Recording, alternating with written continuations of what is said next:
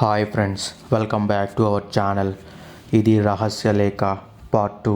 ఒకవేళ మీరు పార్ట్ 1 చూడకుంటే కింద డిస్క్రిప్షన్లో అండ్ పైన లింక్ ఇచ్చేస్తున్నాను, వెళ్ళి చూసేయండి. ఆ రోజు రాత్రి అర్జున్కి అక్కడ ఎవరూ లేకపోయేసరికి ఇంటికి తిరిగి వచ్చేశాడు. మరుసటి రోజు ఉదయం ఆకాశంలో తేలికపాటి మబ్బులు. అర్జున్ మళ్ళీ ఆ బావి దగ్గరికి వెళ్తాడు, ఎవరన్నా ఉన్నారా అని, ఆ లెటర్ గురించి ఏమైనా క్లూ దొరుకుతుందేమోనని.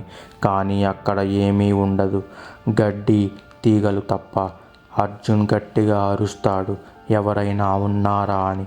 కానీ సమాధానం లేదు, కేవలం గాలి శబ్దం తప్ప. ఇంకా చేసేదేమీ లేక తిరిగి పొలంకి వెళ్ళిపోతాడు. సాయంత్రం అంజలిని కలవటానికి స్కూల్ దగ్గరికి వెళ్తాడు అర్జున్. కొద్దిసేపు మాట్లాడుకున్నాక అర్జున్ కొంచెం తడబడుతూ, నిన్న రాత్రి నా ఇంటి దగ్గర ఒక లెటర్ ఉంది, అది నన్ను ఊరి చివర ఉన్న బావి దగ్గరకు రమ్మని చెప్పింది అని అంటాడు. దాంతో అంజలి ఆశ్చర్యంగా, లెటరా, ఎవరు రాశారు అని అడిగింది. అర్జున్ తల ఊపుతూ, ఏమో, నాకు తెలియదు, కనీసం దాని మీద అడ్రస్ కూడా లేదు. సరే అని బావి దగ్గరికి వెళితే అక్కడ ఒక లాకెట్ దొరికింది. అందులో ఏమో నిజం బయటపడే సమయం దగ్గర పడింది అని రాసి ఉంది. అంజలి నవ్వుతూ, ఎవరో నిన్ను ఆట పట్టిస్తున్నారు అంది. కానీ అర్జున్ మాత్రం, లేదు అంజలి, ఇది సీరియస్గా తీసుకోవాల్సిన విషయం అంటాడు. నువ్వేమీ పట్టించుకోకు, వదిలే అని అక్కడి నుండి అంజలి వెళ్ళిపోతుంది. ఆ రోజు రాత్రి అర్జున్ ఇంటి ముందు మరో లెటర్ ఉంటుంది. అర్జున్ కొంచెం ఆందోళనగా ఆ లెటర్లో ఏముందో అని చూస్తాడు. ఈసారి అందులో, మీ నాన్న నిజంగానే వేరే అమ్మాయితో వెళ్ళిపోయాడు అని నువ్వు నమ్ముతున్నావా? ఒకవేళ నిజం తెలుసుకోవాలంటే ఊరికి తూర్పు దిక్కున ఉన్న కొండ దగ్గర ఒక పాడుబడిన గుడిసె ఉంది, అక్కడికి వెళ్ళు అని రాసి ఉంటుంది. అర్జున్కి మనసులో ఏదో తెలియని ఆందోళన. తర్వాత మరుసటి రోజు సూర్యుడు కిరణాలు భూమి మీద పడకముందే ఆ లెటర్లో ఉన్నట్టుగా పాడుబడిన గుడిసె దగ్గరికి వెళ్తాడు. అది బాగా శిథిలమై ఉంటుంది, అక్కడ ఎవరూ ఉండరు. అలాగే నెమ్మదిగా లోపలికి వెళ్ళి చూస్తే ఒక పెట్టె కంటుంది. ఆశ్చర్యంగా అడుగులో అడుగు వేసుకుంటూ ఆ పెట్టె దగ్గరికి వెళ్తాడు.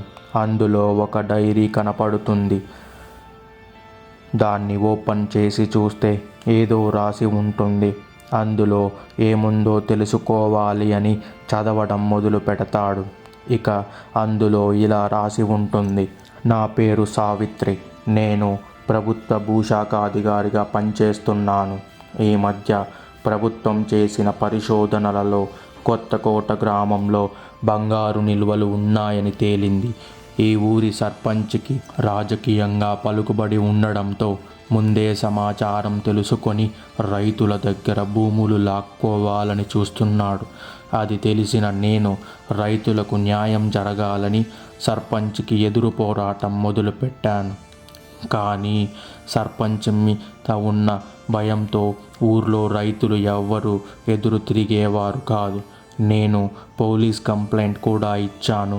కానీ రాజకీయ పలుకుబడి ఉండడం వల్ల వాళ్ళు ఏమీ చెయ్యలేకపోయారు. 1-2 సార్లు సర్పంచ్ నన్ను బెదిరించారు కూడా. ఊర్లో నిరసనలు చేసినా ఎవరూ పట్టించుకోలేదు. ఇంకా లాభం లేదు అని నేను సేకరించిన అన్ని ఆధారాలు మీడియాకి సబ్మిట్ చేద్దామని నిర్ణయించుకొని అన్నీ సిద్ధం చేశాను. అంతే, అదే చివరి పేజీ. ఆ తర్వాత డైరీలో ఏమీ లేదు. అర్జున్కి ఏమి చెయ్యాలో అర్థం అవ్వలేదు. ఇంకా చేసేదేమీ లేక ఇంటికి పయనం మొదలుపెట్టాడు. దారిలో ఇలా ఆలోచించుకుంటూ కొనసాగాడు, ఇప్పుడు నేను డైరీలో చదివిందంతా 15 ఏళ్ల ముందు జరిగిన విషయం. ఇప్పుడు ఎవరు మళ్ళీ దాన్ని బయటికి తీసుకొని రావాలి అనుకుంటున్నారు?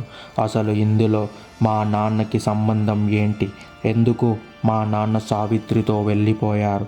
ఇలా ఎన్నో జవాబు లేని ప్రశ్నలను ఆలోచిస్తూ ఇంటికి చేరుకున్నాడు అర్జున్. అసలు తర్వాత సావిత్రికి ఏమైంది?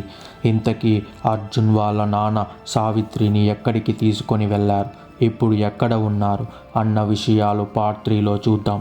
మీరు ఇంతవరకు వీడియో చూసుంటే ఖచ్చితంగా స్టోరీ నచ్చిందని అనుకుంటున్నాను. ఒకవేళ నచ్చితే లైక్ అండ్ షేర్ చేయండి. మన ఛానల్ని సబ్స్క్రైబ్ చేసుకొని బెల్ ఐకాన్ని కొట్టేయండి, సో దట్ మన వీడియోస్ మిస్ అవ్వరు. ఈ స్టోరీ ఎలా అనిపించిందో కామెంట్ చేయండి.